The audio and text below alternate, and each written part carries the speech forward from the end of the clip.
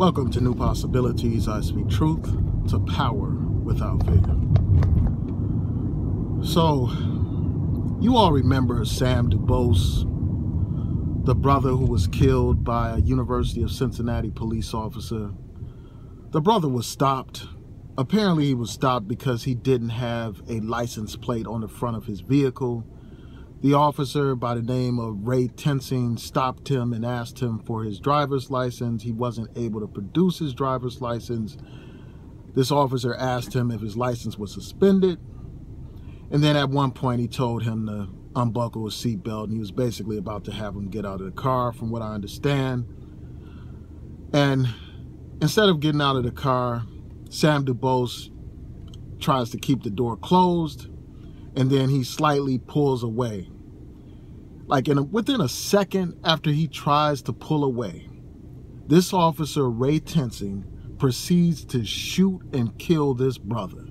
Shoots him in the head, killing him. This is within a second. Now, this officer claims that he was acting in self-defense. He claims that he was being dragged by the vehicle.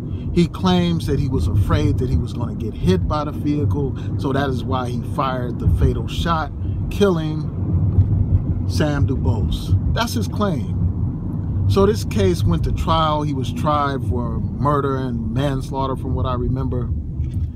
And there were 2 mistrials reached in both cases.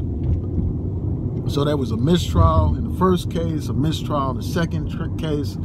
And then yesterday, the prosecution decided that they would not bring a 3rd case against this officer.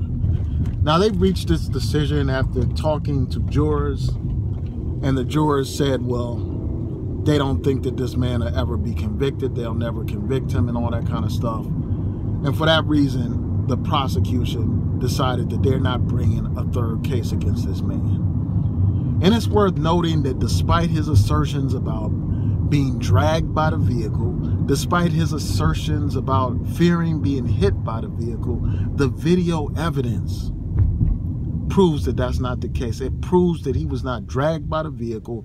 It proves that he was not in a situation where he was going to be hit by the vehicle. So this whole incident was captured on video. You know, it was captured on his body cam. I will include a link in the description box to that video for those people who have not seen it. Also, I'll include a link to the CNN story that talks about how this prosecutor is not proceeding with a 3rd case against this guy. So here you have another situation where a white police officer literally gets away with murder. Literally gets away with killing another unarmed black man. Another unjustified killing of black people. Here you have a situation where juries were unable to reach a verdict, unable to convict this officer in a situation where the evidence is live on video. Unable to convict him. That once again proves that these people don't give a damn about black people. They have given these police officers, these damn pigs, a license to kill black people. That's what they have done.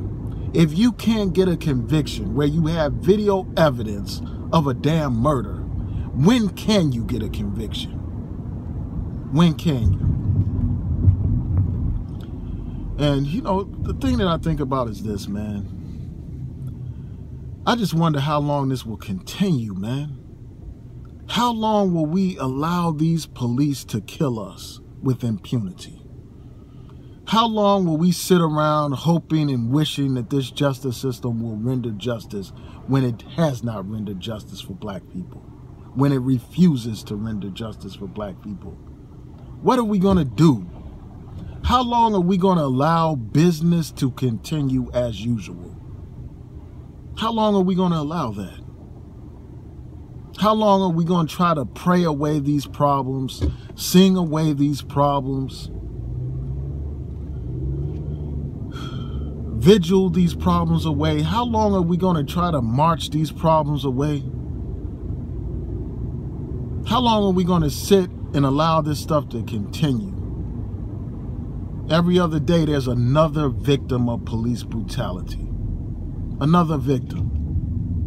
Another family deprived of justice.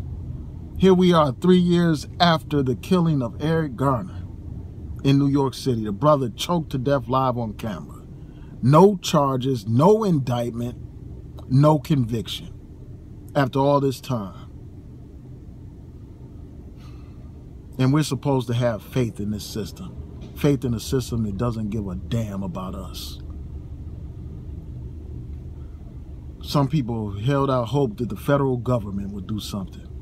The federal government is not going to do a damn thing in either one of these cases, because we know who's in charge right now. We know who's in charge, and plus there's a very high legal standard for the federal government to bring civil rights charges in these types of cases. So more likely than not, you have these white men again getting away with murdering black people. And all we're going to do is put up some hashtags. All we're going to do is exercise by marching in these streets. There has to be an end to business as usual, man. A literal end to business as usual. Money is the only thing that matters to these people. Until you disrupt the financial institutions in this society, nothing's going to happen. All we're going to do is cry about the next person that's killed by these stinking police. All we're going to do is witness another example after example after example of these pigs literally getting away with murder. If we don't take a stand and shake up things and disrupt, literally disrupt business as usual. This stuff will continue as long as we don't defend ourselves in our communities.